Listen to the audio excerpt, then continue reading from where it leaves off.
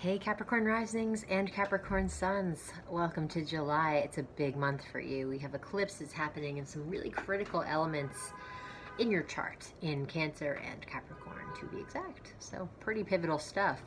Let's have a look.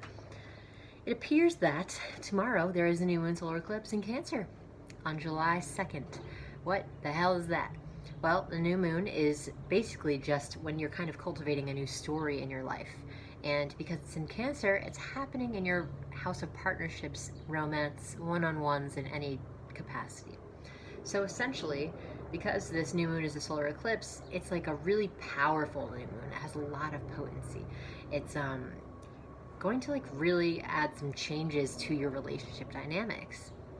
Now, if you're in a relationship or not, this will be active. You could eclipse someone into your life. You could eclipse someone out.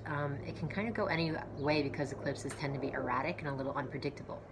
Probably not your favorite as Capricorn rising, but that's how it be. So eclipses in general, their kind of energy field is really highly charged. They tend to be emotional and very actively kind of bring people in, bring people out. Like I said, they tend to bring big life events as well if they hit something in the chart, as well as endings and beginnings. So let's have a look. It appears that this kind of energy that's taking place in your seventh house is going to really activate your partnerships, like I was just saying. If you're in a relationship, this eclipse can be developing a new story around that relationship. Maybe you're embarking on a whole new journey together. Some part of your relationship you've left kind of unexplored, somewhere to go deeper into. If you are single, you could be manifesting a new relationship right around the corner. Who knows? Typically with eclipses, it's like there's a big push and pull between the individual and the relationship. And that's what's really primarily happening for you this year with these eclipses here in this series of signs. So the full moon lunar eclipse in Capricorn will occur in your first whole sign house, and that's on July 16th. So that's basically going to be this kind of emotional counterpart to the solar eclipse. It's July 2nd tomorrow. This will be the emotional counterpart on July 16th. So this is going to kind of shine its illumination and it has that same kind of potency into your first house. So really being aware of the self, the personality, the individual, and the individual's needs. So you're really playing with this concept of like, who am I and what am I in relationship to, another person? And what can we do together? How are we different? How do we work together? Will this even work in the first place? Is it worth exploring? So big relationship month and big awareness of you this month, because that full moon will be shining its light onto you and you're going to be like staring in the mirror like, where am I? And that's going to be exciting, could be intense, I'm not really sure. Everybody kind of responds differently to these eclipses depending on if they're hitting something in your chart. So that's kind of the general gist of them. Pay attention to what comes and goes and what kind of emotions come up for you, because it's going to be a little emotional, I would say. But nothing we haven't seen before. We'll be okay. So Mercury will also be going retrograde on July 7th. Mercury right now is kind of hanging out in your 8th house of phobias and compulsions and kind of the darker spots of our psyche. It also has to do with kind of intimacy and sex on a deeper level than the 7th house does. So Mercury is actually going to dip back into that 7th house. So you're going to be looking at your shared resources with a partner. You're going to be looking at your sex life, your intimacy, what you share together. How authentic is this partnership? Is it worth sustaining? That's what the universe is kind of testing here.